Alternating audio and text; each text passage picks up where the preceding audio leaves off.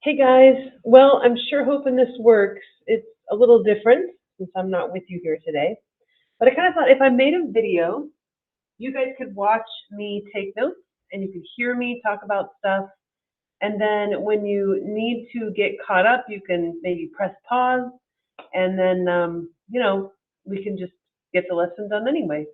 So let's try it. Here's a warm up for you. Normally, at this time of the class, what you do is you come in and you work on the warm up. So let's pause this video and let you work on this warm up. All right.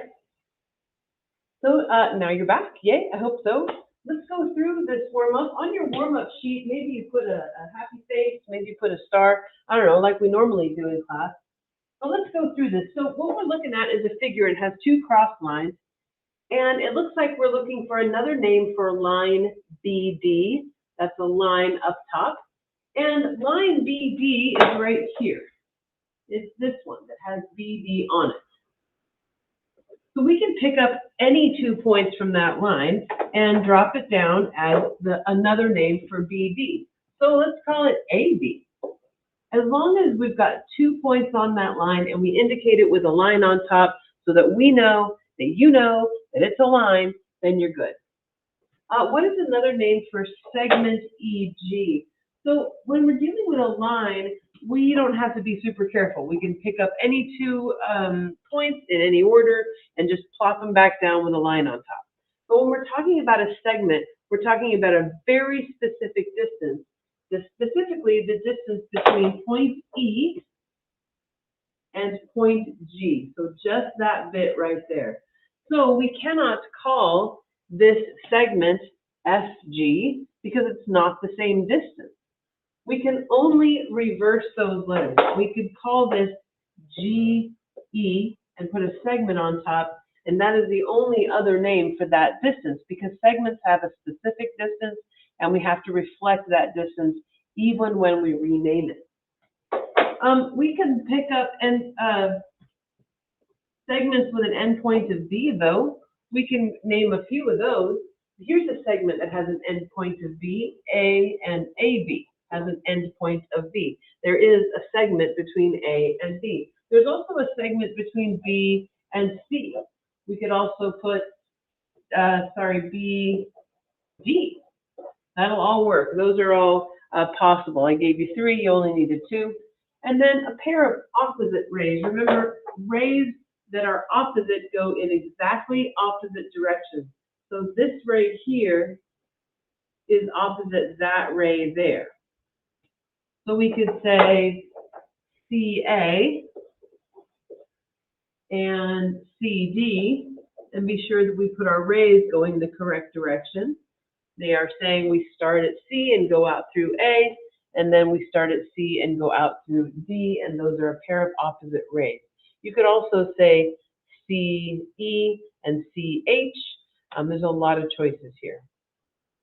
All right, there's your warm-up. So now, normally in class, what you would do is have some time to ask homework questions, but I'm not here, and so we're going to skip that part. Instead, let's get a new note page ready. Now would be a good time to pause this video so that you can get your essential question and your topic written down and get ready to take some notes.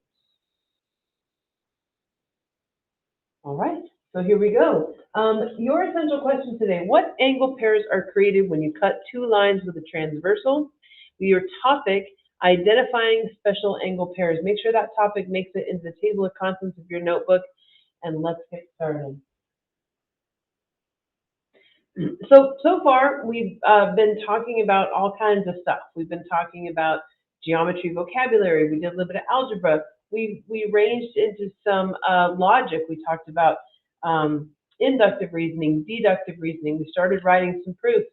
Now, we're going to start talking about lines and what happens with lines when you cross them. So here's the thing about lines. They either cross or they don't. And when they do cross, we say that they intersect. And when 2 lines intersect one another, there's 2 things that happen. They either, when they intersect, they meet at one point, or, there should be a Y there, they meet at all points. This will look like the same line. So when two lines intersect, they either meet at one point or all of them, and that's the only two possibilities. Now, you could have lines that don't intersect, and in that case, when lines don't intersect, they're either in the same plane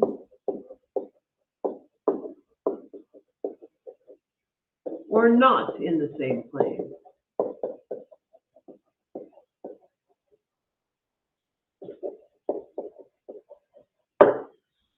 And all four of these specific situations, when you're talking about lines, has a word that goes with it.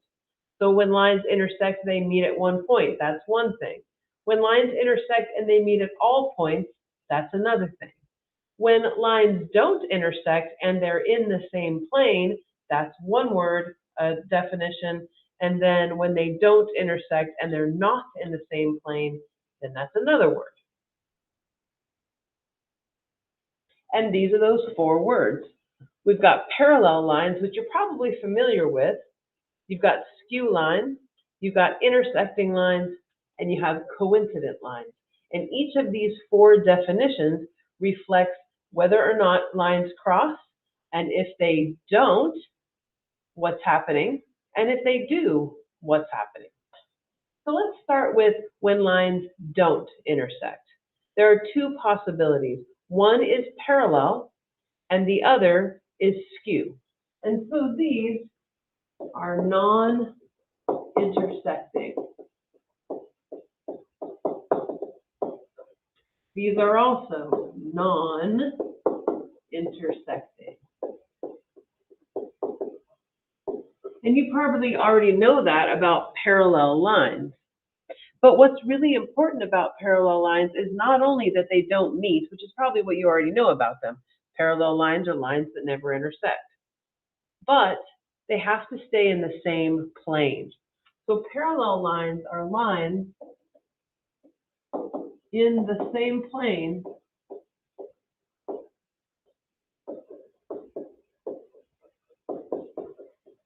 that will not intersect. What I mean by in the same plane is like this line here and this line here. They're both in the plane of the board, and so they are in the same plane. Now those aren't parallel because we can see that they will cross, but they're in the same plane. If one of those lines was tipped out of the board, in other words, it was kind of like coming at you out of the board, then those would not be in the same plane anymore. They sort of have this weird arrangement where they just kind of like don't go together. They're not flat together. One is kind of pointing one way and the other is pointing another way. And it's a strange situation to picture, but it also comes with a strange word, and that word is skew. Skew lines are lines not in the same plane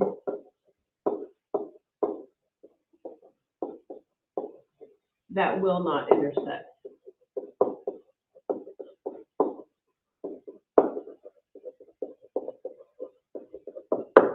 So that takes care of the lines that are not intersecting. So the other two are ones that do meet, they do cross over. And what we call intersecting lines are lines that meet at exactly one point. Lines that meet at exactly one point are called intersecting lines. That's where we get the word intersection, because there's a couple of streets that meet at exactly one place. Intersection, intersecting lines. And then we have coincident lines, and these are lines that meet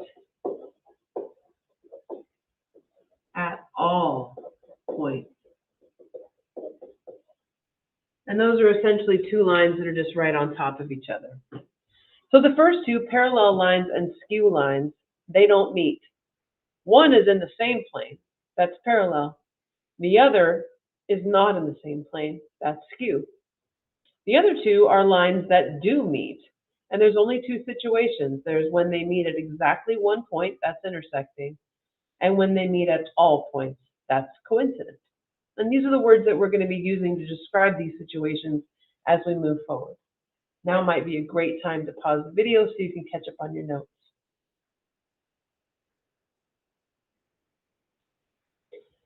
So what I'm going to ask you to do is pause this video again after these instructions and work with a partner to fill in these blanks. Now, you don't have to do this in your notes. This is more of an exercise just so you can work through these ideas. So what we have here is a figure. It's a right rectangular prism. In other words, everything looks exactly like you expect. Those are right angles at each corner. Those planes that are making the faces of that prism are flat. Everything is as it looks. All of its angles are right angles, and so what we want to do is classify each of the following pairs of lines as parallel, intersecting, coincident, or skew, and then talk about why we have each answer. So what you want to do right now is grab a piece of scratch paper and dash this out, work with a partner if you want to, and then when you're done, get the video going again, and I'll show you the answers. Go. Okay. So our first pair of lines are AB and BC, and so let's take a look at them. AB and BC. What we see about those lines is that they intersect in exactly one point, and so we call them intersecting. And I'm not going to take the time to write out the reason, but the reason is because they intersect at exactly one point. They fit the description of intersecting lines. Our next set of lines is AD and BC. AD, and BC. So those aren't ever going to intersect, and notice that they're in the same plane. They both are in the plane ABCD, and so we can say that these are parallel. And again, I'm not going to write the reason, but it's because they don't meet and they're in the same plane. Our next set of lines, EI and IH. EI and IH. Do you see how they meet at every point? And so these are coincident lines because they meet at every point. Then we have BS. BS, that's this one, whoa, this one back, whoa, this one back here, the back. And then we have EH, which is in the front. Perhaps I should make this just a little bit more clear. BS is back here. And then EH is up front. You see how they'll never intersect? And they're also not in the same plane. They're kind of going off in different directions. And this is classic skew lines. That's what skew lines look like. They kind of head in different directions and they're never going to meet, but they're also not in the same plane. So then we have EF. EF, this one back here. And CG, where is that over here? Now these lines won't meet either. And again, they're heading off in different directions. And so this is what skew lines look like.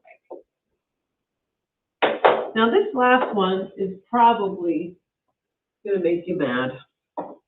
Let's look at AB and GH.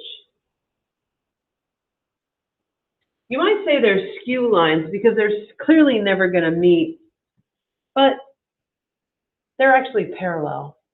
And the reason why is because there's an invisible plane that they're part of, and it's a bit of a trick. Sorry about that. But there's actually a plane that looks like that.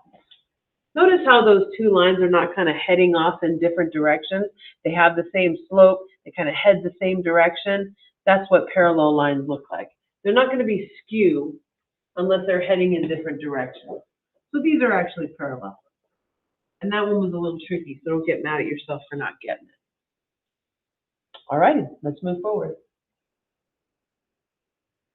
So the next thing we want to talk about is when these lines meet, they intersect. They have names depending on where they're at, and we already know about some of these angle relationships that are formed. Whenever lines start crossing each other, angles are formed, and we already have met a couple of them.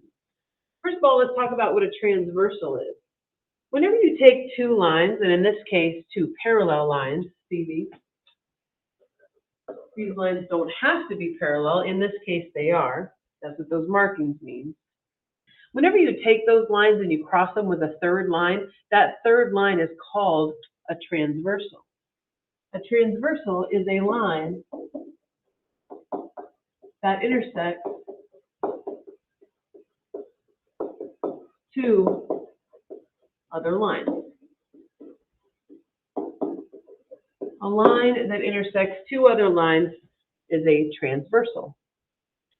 The second you have two lines getting intersected by a third line, it sets up a bunch of relationships that you already know. First of all, vertical angles. Remember, vertical angles are angles that are across a vertex from one another. They share a vertex and not a side. So for example, angle 1 and angle 3 are vertical angles. Angle 1 and angle 3. There's also angle 2 and angle 4. They share a vertex and not a side. Angle 2 and angle 4. What about angles 5 and 7? Those are vertical angles because they share a vertex and not a side. And then your last set is angle 6 and angle 8. They share a vertex and not a side. From there, we can start identifying all the linear pairs. Now remember, linear pairs are kind of squished right up next to each other. They share a vertex and a side, and their non-common side makes a line. 1 and 2 are a linear pair. They're adjacent to one another. They're sitting right next to each other, and their non-common side makes a line. So we got angle 1 and angle 2. From there, we can recognize that since angles 2 and 3 are right next to each other and they form a line, we could say that angles 2 and 3 are a linear pair. There's also 3 and 4, angle 3 and angle 4. There's also angle 4 and angle 1. By the way, you've got 5 and 6, 6 and 7, 7 and 8, 8 and 5. All of these are linear pairs of angles.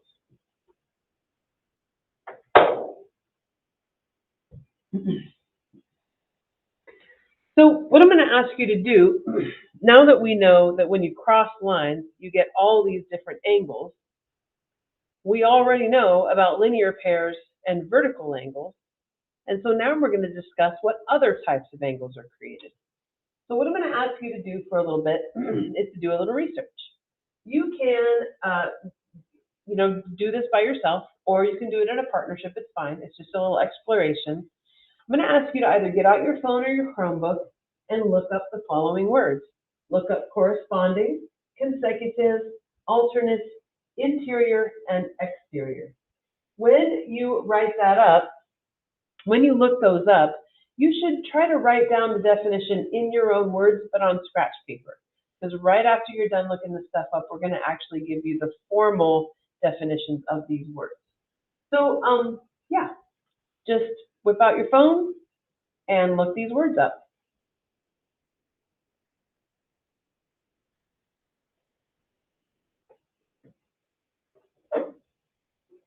So, now that you kind of know what corresponding, consecutive, alternate, interior, and exterior mean, Let's put it all together. So when you take two lines and you cross them by a third, you end up with two lines and a transversal. And this sets up a lot of different angle pairs. One angle pair are vertical angles, another angle pair are linear pairs. But then there's these four other ones as well. It would be good maybe to pause and draw pictures of these as we go through them. Maybe you just write definition corresponding angles and draw this thing off to the side to help give you a picture of what corresponding angles look like.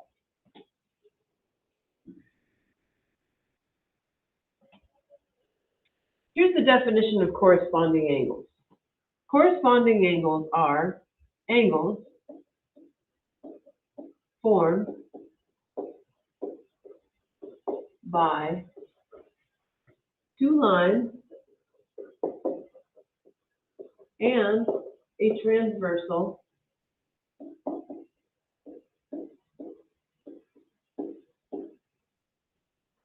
that are on the same side of the transversal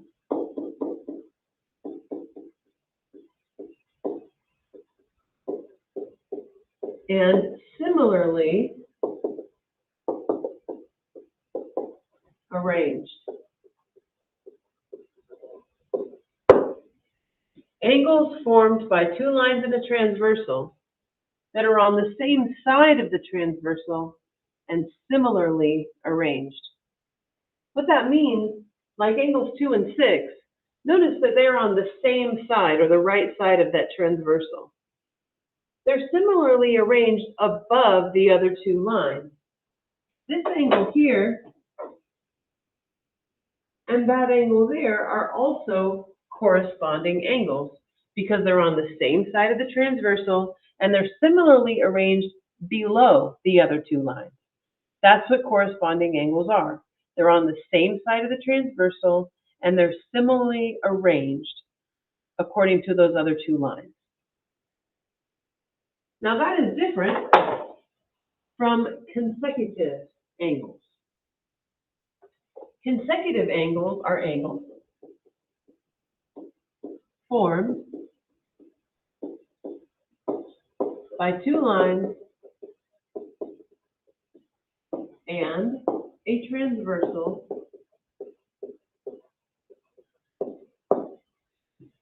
that are on the same side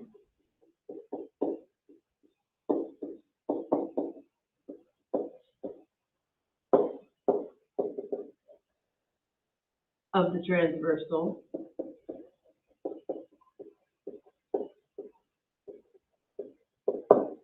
but not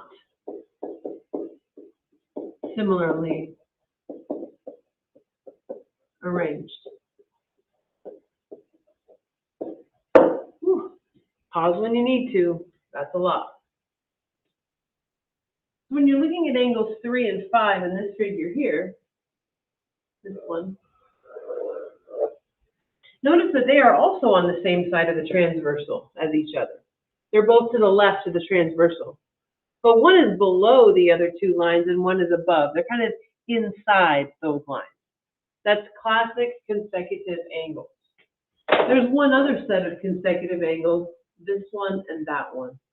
They're on the same side of the transversal and they're similarly arranged. These are consecutive interior angles, and we'll be talking about those a lot. All right, there's two more, and you are doing so great. Be sure to pause this video when you need to so you can catch up with notes. Now, when you looked up alternate and interior, hopefully you found out that alternate means that you're on opposite sides, and that interior means that you're inside something. And so alternate and interior come together, and you can see how in this particular figure here, where we get the idea that these could be alternate. Do you see how angles 4 and 5 are on opposite sides of the transversal now? The other two are on the same side. But now we have opposite sides of a transversal. And we also are kind of inside those other two lines, just like the consecutive angles were. So we can pull together these ideas and say that alternate interior angles are angles formed by two lines and a transversal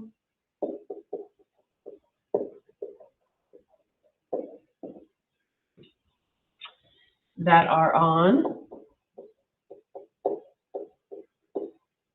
opposite sides of the transversal and inside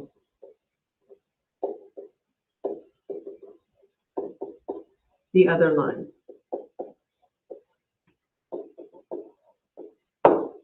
Whew, that's a lot of writing. Angles formed by two lines in a transversal that are on opposite sides of the transversal and inside the other lines. Now the next definition, alternate exterior, is the last possible case. And really all we have to do is take the definition of alternate interior and change it by one word. Because these guys, these angles, are also on opposite sides of the transversal. But now they are outside the other line. And so we can say that they are angles formed by two lines and a transversal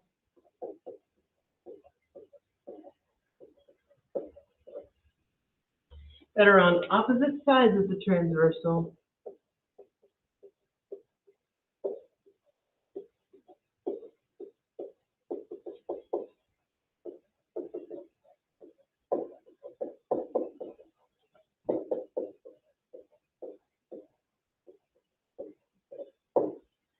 but outside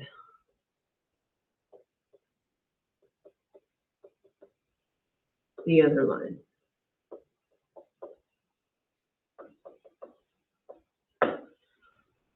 Whew, your hand tired? Mine is.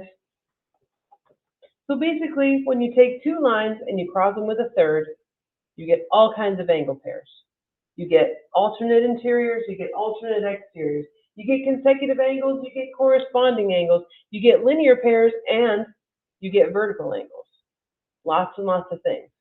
You already know about linear pairs and vertical angles. Linear pairs are supplementary. In other words, they add to 180. Vertical angles are congruent. In other words, they have the exact same measure. We're going to be learning more about all of these special angle pairs, corresponding, consecutive, alternate interior, and alternate exterior as we move forward. But what we're going to be able to do now is identify them when we see them. So taking a look at this figure over here, and you can put this in your notes or not, it's up to you. But let's practice. Let's identify all pairs of angles of the given type. So what we're trying to do now is find corresponding angles in this figure. Now remember, corresponding angles are on the same side of the transversal and similarly arranged. So here are our lines. These are the two lines. And here is our transversal. So one line to cut through both of them. Our corresponding angles are going to be on the same side of the transversal and either to the left or the right, both of them similarly arranged according to the other two lines. And so if I'm looking at this picture, I'm going to look at 1 and 5 as corresponding angles. They're both above the transversal and to the left of the other two lines. In other words, they're similarly arranged. So angle 1 and angle 5. Look at 2 and 6. Those are corresponding angles also. Angle 2 and angle 6. They're both above this transversal and to the right of the other two lines. We also have angles 3 and 7. They are below the transversal and to the left of the line. And then we have angle 4 and angle 8. There are your corresponding angles. They're on the same side of the transversal, and they are similarly arranged to the other line. All right? Looking at alternate interior. So these guys will be on opposite sides of the transversal and inside the other two lines.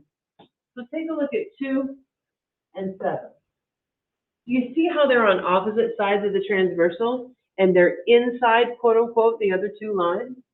So angles 2 and 7 fit the description of alternate interior angles. You also have 4 and 5 that are on opposite sides of the transversal and inside the other line. Angle 4 and angle 5. And that's it. That is all of the alternate interior angles. Now we want to find alternate exterior angles. These guys are on opposite sides of the transversal also, but they are outside the other two lines. Angle 1 and angle 8 are a great example of alternate exterior angles because they're on opposite sides of the transversal and they are outside the other two lines. Angle 1 and angle 8. Do you see another set? 3 is outside, and 6 is also outside, and it's on either side of the transversal, so angle 3 and angle 6. All right, our last task is to find consecutive interior angles. Remember, consecutive interior angles are on the same side of the transversal, but they're not similarly arranged. So see how 2 and 5 are on the same side of the transversal? They're above the transversal. But 1 is to the right of the other line, and 5 is to the left of the other line. They are not similarly arranged. So they are consecutive interiors, angle 2 and angle 5. See 4 and 7? Those are consecutive interiors as well. Angle 4 and angle 7.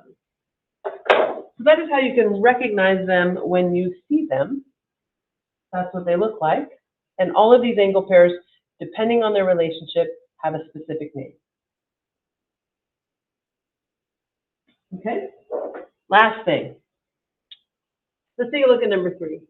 Now we've got 2 lines in a transversal. I see that the marked angles, angles 1 and 5, are on the same side of the transversal, which means they're either corresponding or they're consecutive, because those are the only 2 that have the same side thing. But those are corresponding angles because they're both to the left of the other 2 lines. And so 1 and 5 are corresponding angles. Taking a look at number 4, do you see how angles 2 and 7 are on opposite sides of the transversal? That means they're either alternate interior or alternate exterior. But since they're on the outside of those other 2 lines, they are alternate exterior angles.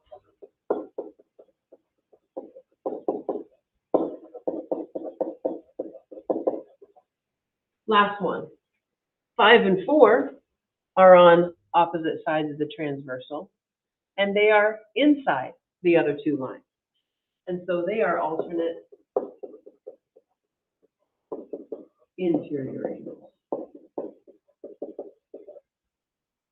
There you go. That's what they look like. All right, y'all. Gosh, I hope this worked and that you heard that video and that all went well. I'm going to post this video on Google Classroom. I'm going to post the notes on Google Classroom. There's your assignment. It's on Big Ideas Math. It's 3.1. Remember that you can walk over to that side of the room that has the bookshelf and grab a book, and there's the book assignment right there. So with any luck at all, you'll be able to get this business done. Pausing the video with this assignment up would be helpful. I can't wait to see you again. Sorry I had to miss today and yesterday, and I will see you again on Monday. Take good care, my dears. Bye. Oh, this is going to be like kind of clunky until I turn off the recording. Okay, here I go. For real, I'm saying goodbye now. Bye.